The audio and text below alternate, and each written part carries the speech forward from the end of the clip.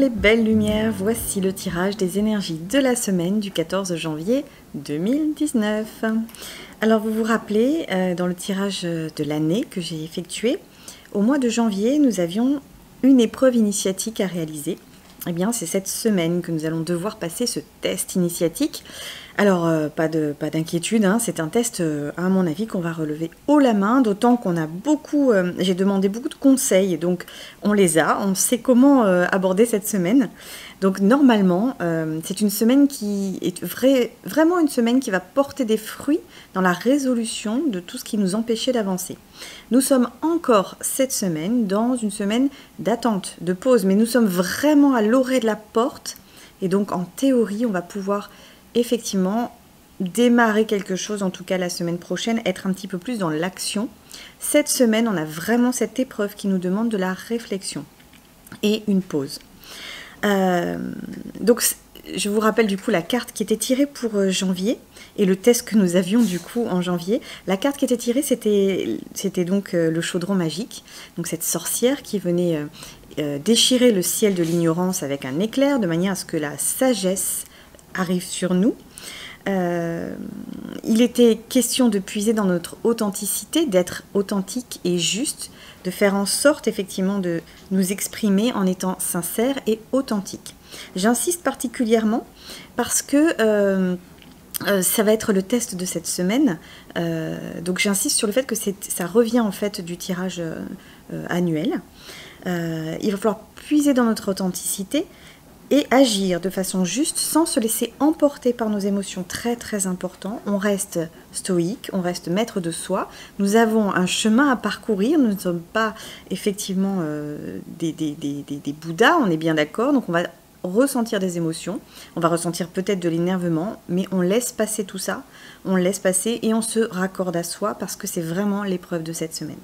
Cette semaine, donc, j'ai demandé quelle était la destination de notre voyage, où est-ce que nous en étions dans notre voyage, et nous sommes à une porte, nous sommes à la porte de la liberté.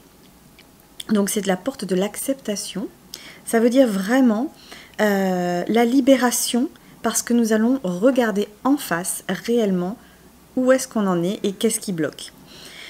Devant cette porte, du coup, on va avoir une impression de stagnation, on va avoir une impression d'enfermement, de prison. On va se dire, zut, encore, il faut attendre, zut, il n'y a pas encore un chemin qui se libère, qui s'ouvre devant nous.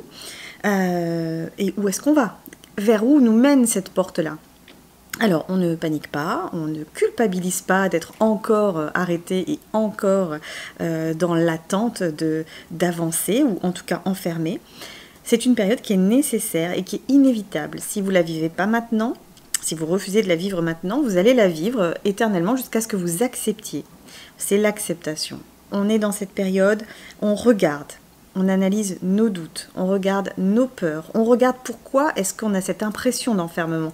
Qu'est-ce qui nous enferme? Qu'est-ce qui nous empêche de sortir de notre cage? On regarde pourquoi cette porte a l'air fermée, pourquoi est-ce qu'on a l'impression de ne pas avancer? Qu'est-ce qui nous empêche d'avancer? Qu'est-ce que ça vient réveiller en nous, cette période d'attente? Donc le but ultime, c'est de se rendre compte que nos faiblesses, nos peurs, de tout ce qui vient en fait, c'est très bien de trouver une raison, hein, finalement de se dire c'est une blessure d'enfance, c'est un problème karmique, c'est un problème psychogénéalogique, que j'arrive pas à avancer et compagnie, ok d'accord. Mais le véritable but de cette expérience-là, de cette semaine, ça va être de comprendre que si on vit ces choses-là, et au moment où on vit ces choses-là, c'est que l'on n'est pas raccordé à soi. On est coupé de soi. On est dans une émotion, on est dans une histoire passée, on est dans une mémoire, mais on n'est pas raccordé à soi. On est coupé de soi. D'où cette grosse fatigue, d'où ces émotions exacerbées d'enfermement ou de découragement du fait qu'on n'avance pas. Il faut arriver à se raccorder à soi, mais pas n'importe comment. D'où le test de l'épreuve initiatique de cette semaine, donc, qui est vraiment importante, pour pouvoir se raccorder à nous-mêmes. J'ai tiré le trésor de la vie, la naissance, si c'est pas beau ça. Donc effectivement, on nous demande de renaître avec des yeux neufs, de voir les choses avec des yeux neufs. Et surtout les enfants, lorsqu'ils naissent, ils sont totalement raccordés à leur être profond et à leur être divin. C'est qu'après qu'on a des conditionnements qui nous empêchent d'avancer, mais réellement eux, ils sont dans la joie, ils sont pleins de joie, une joie qui n'est pas fausse, qui est totalement vraie, c'est l'essence même de l'incarnation, hein, de l'âme en tout cas. Cette joie intérieure, vous regardez n'importe quel enfant, vous verrez qu'effectivement ils ne répondent qu'à cette joie-là, ils répondent qu'à une envie de jouer, à une envie de bonheur, et c'est tout, ils ne se posent aucune question. Ben, cette semaine, on va nous demander de trouver comment on peut arriver à nous exprimer dans cette joie, comment est-ce qu'on peut arriver à exprimer notre unicité, comment est-ce qu'on va arriver à renaître, malgré tout ce qu'on a vécu et compagnie, mais justement pour pouvoir renaître en étant raccordé à soi, à son être divin, à sa joie profonde. Donc vraiment prendre conscience qu'on a cette valeur inestimable à l'intérieur de nous, qui est cette joie innée, qui ne se commande pas, qui juste se dépoussière parce qu'il y a des conditionnements par-dessus. Mais une fois qu'on a réussi à se raccorder à cette joie-là, on est libre et on peut regarder le monde sous un jour totalement nouveau, celui de la joie.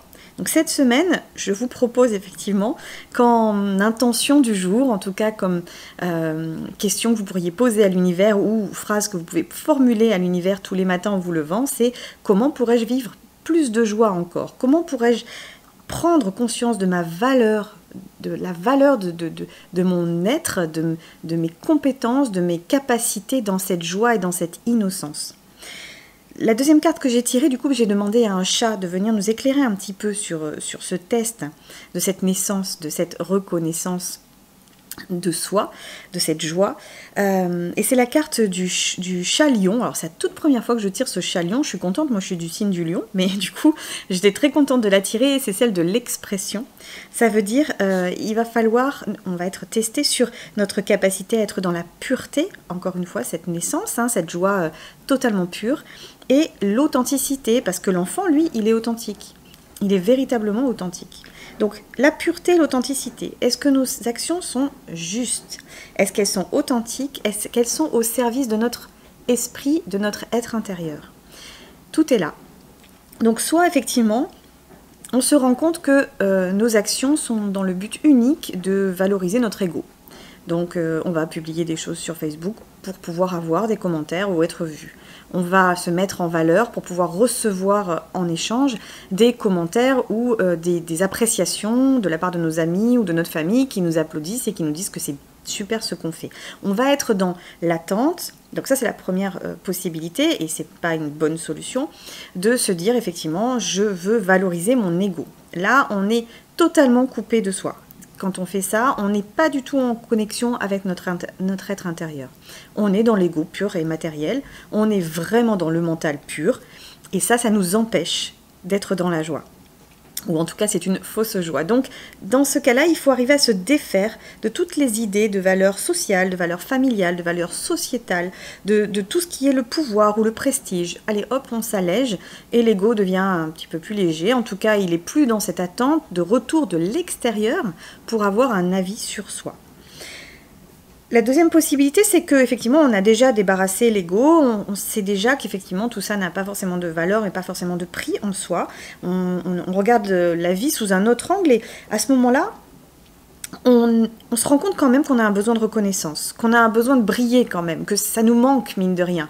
Alors effectivement, on va être dans l'ego spirituel, entre guillemets, et on va chercher à montrer ce qu'on sait, on va chercher à montrer qu'effectivement on a quand même quelque chose de plus que les autres, qu'on est plus en avance que les autres, on va se mettre dans une position où on va se dire le reste du monde c'est des bouffons et moi je suis effectivement bien plus évoluée. Donc ça aussi c'est pareil, ça ne répond pas à un réel besoin de notre âme et du coup ça nous coupe complètement de vraiment notre essence. Et la solution suprême, ça va être de mettre sa créativité au service de son âme. Donc c'est ça qu'on nous propose cette semaine de faire, de regarder effectivement le monde sous un angle d'une naissance, d'un bébé qui vient au monde, et de mettre toutes nos actions, toute notre créativité, tout ce que l'on va faire au service de notre âme. Alors moi je sais que ça fonctionne comme ça pour moi, peut-être que ça ne fonctionne pas comme ça pour vous, mais moi je sais que je suis juste quand J'ai cette sensation vraiment d'être dans un flow, de me laisser totalement porter par les événements. Je suis juste quand ça vient, j'ai des petits frissons dans le dos, là je sais que je suis juste. Et je suis juste quand effectivement, de façon totalement, mais inopinée, de façon totalement magique, j'ai une joie intérieure que je n'attends pas, que je n'ai pas provoquée, qui n'est pas liée à un événement extérieur. Une joie intérieure intense. Là, je sais que je suis juste et là, je sais que je suis dans mon authenticité, dans ma pureté. Et je peux à ce moment-là mettre des choses en place en accord avec, du coup, mon âme. Donc c'est vraiment l'épreuve de cette semaine. Soyons authentiques, soyons raccordés à nous-mêmes pour pouvoir mettre de la joie dans tout ce que l'on fait, mais pas volontairement ressentir la joie dans tout ce que l'on fait, parce que c'est ça qui nous guidera vers vraiment une application totalement juste et authentique de ce que l'on a à faire. Donc quelle est l'attitude à adopter cette semaine? Déjà, il y a déjà pas mal d'attitudes à adopter cette semaine, on nous dit déjà beaucoup ce qu'il faut faire. Effectivement, la carte qui est sortie, du coup, c'est la marche de l'étoile et c'est la gestation. Alors, c'est drôle quand même, que j'ai la naissance, j'ai la gestation. Donc, on nous dit bien que là, l'idée, pour pouvoir ensuite être dans ce petit bébé qui va sortir et qui va être vraiment totalement neuf, avec une vision neuve et totalement en raccord avec son âme, on est en train d'attendre. C'est pas encore tout à fait fini, cette période de gestation. On est en train de vraiment finir les derniers mois, ficeler un petit peu tout ce qui est à terminer, de manière à pouvoir ensuite vraiment ouvrir toutes les portes. Là, on est vraiment à l'orée de plusieurs portes. Et l'idée, c'est vraiment de continuer à maturer, à se fabriquer, à s'alléger, à s'élever, on va dire, avant de pouvoir démarrer véritablement le travail qui nous est demandé dans l'année. Donc, on attend, mais c'est presque fini. La gestation est presque finie. On va vraiment pouvoir être dans l'action très très prochainement. On nous le précise.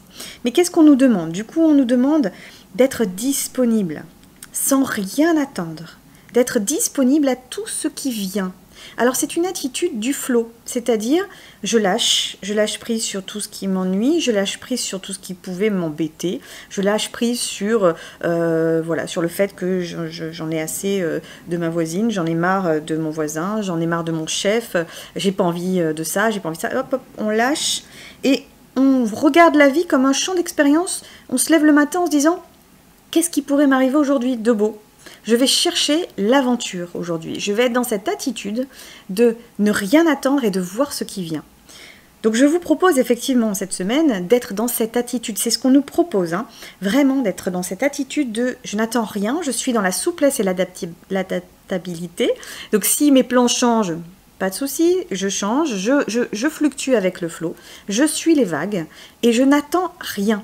Je n'attends rien du tout. Et je regarde ce qui vient. Et je suis attentif à ce qui vient. Je reste à l'écoute de l'univers, de manière à apprendre comment mon âme peut s'exprimer dans ces vagues de l'univers. En fait, comment je peux, moi, trouver ma place et mon unicité à l'intérieur de ces vagues. On est dans l'idée qu'on n'agit pas, on analyse les vagues. On regarde, on écoute les lois de l'univers, on écoute la façon dont ça se met en place pour nous, comment effectivement les choses nous arrivent.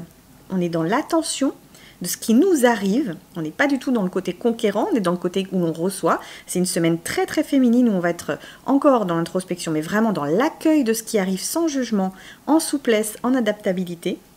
Et c'est là où on va pouvoir trouver notre rôle et notre place. Et ça, c'est vraiment important pour pouvoir participer. Ensuite, on nous promet de pouvoir nous intégrer totalement dans ce concert international, universel des âmes, parce qu'on aura trouvé un moyen d'exprimer notre authenticité, notre unicité, tout en faisant partie du grand concert universel. Donc vraiment, c'est une semaine importante pour aller regarder ce qui nous empêche d'avancer, importante pour regarder comment venir ressentir cette joie, venir se raccorder à soi, comment être en action juste, authentique, totalement innocente, totalement dénuée d'attente. On regarde les choses qui arrivent, on analyse et on regarde comment on se positionne dans cette nouvelle façon de voir les choses, dans ce nouvel univers où on va être totalement intégré dans le flow et finalement dans cette aventure incroyable que nous avons commencé pour 2019. Voilà, je crois que ce joli test en tout cas est assez facile, à franchir, hein. On va pas dire que c'est le plus difficile à faire. On est vraiment dans l'idée où on vient regarder, on vient recevoir, on est dans cette idée d'analyse de qu'est-ce qui m'arrive, non pas pourquoi ça m'arrive, mais qu'est-ce qui m'arrive et comment je me positionne. Voilà, on se fiche un petit peu de savoir pourquoi les choses nous arrivent, on est dans l'idée, les choses m'arrivent et moi, je suis souple et je m'adapte. Et on ne se braque pas, on est dans une manière très juste, très sincère, très authentique, mais dans la joie. On cherche uniquement cet état de béatitude, cet état de paix qui, du coup, fait vraiment émerger la joie en nous. Voilà. Je vous souhaite une belle semaine, j'espère que vous allez réussir cette épreuve initiatique. En tout cas, je pense que c'est pas si compliqué aujourd'hui. Si vous avez besoin, posez des questions. On est aussi une communauté, vous pouvez tout à fait poser des questions, on peut essayer d'y répondre. Et n'hésitez pas en tout cas à revenir vers moi si vous avez besoin d'éclaircissements supplémentaires. Voilà, je vous souhaite une belle semaine et je vous dis à la semaine prochaine.